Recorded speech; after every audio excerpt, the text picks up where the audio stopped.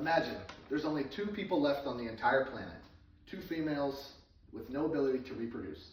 The human population is about to be extinct.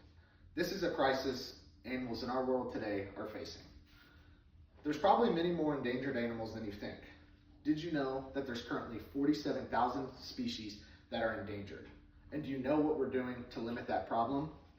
The goal of my research and my speech today is to inform you why animals are becoming endangered, which animals are on the brink of extinction, and what our world governments are doing to prevent that. You might say, so what? Why do I care if some animals go extinct? Do you remember being young and going to the zoo with your family and friends and wanting to see the tigers, rhinos, maybe the elephants? Well, in 10 to 15 years, we might not have any of those species as they're all endangered. That's why it's important to talk about this. This brings me to my first point as why species go endangered. For this, I'm going to use an example from Wisconsin in 2021. Wisconsin had a very healthy wolf population. So healthy that they decided they needed to eradicate some of the wolves in order to balance the ecosystem. So, researchers said 130 wolves should balance the ecosystem. However, the state decided to give out 300 wolf permits. This quote from Adrian Treves and Naomi Luchern, both biology professors, and Adrian, being the founder of the Carnivore Coexistence Foundation, had this to say. We had studied precautions before the season to reduce the uncertainty of harvesting the number of wolves during their mating and pregnancy seasons in order to keep the population healthy. However, 276 wolves were killed that season. This resulted in the wolf population decreasing then and in future generations as the second generation wasn't able to be born. This habitat loss and fragmentation are some of the biggest losses that resulted in the wolves becoming critically endangered in Wisconsin. The reasons that animals become endangered is habitat loss and destruction by humans and overhunting and poaching. This brings me to my second point. Colin Groves, professor of biology and anthropology at the Australian National University, said this all the way back in 2010. The northern white rhino is on the verge of extinction.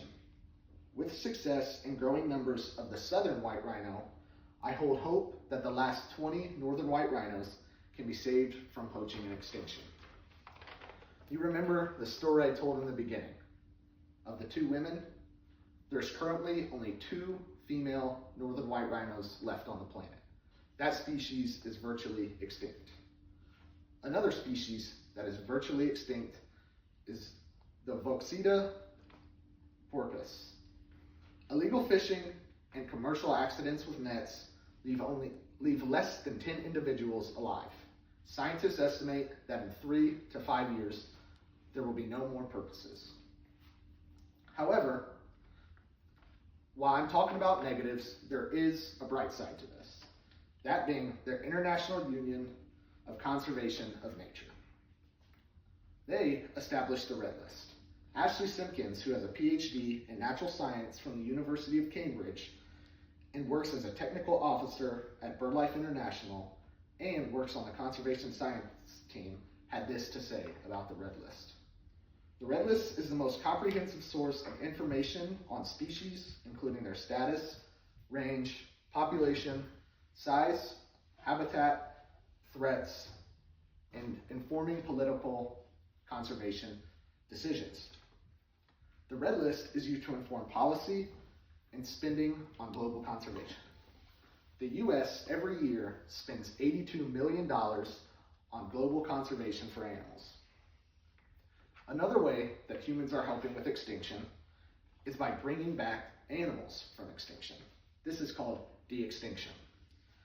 Hilary Ojeda, Pulitzer Prize winner and education correspondent, mentions the company Colossal Biosciences, who she says is focused on creating tech to bring back extinct species and conserve critically endangered species.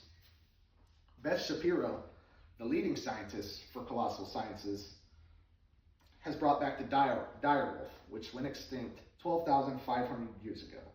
She says their goal is to develop tools to stop species from becoming extinct and to promote existing ecosystems using de-extinction. While humans are responsible for over 700 extinctions of animals, we're also responsible for saving thousands of animals.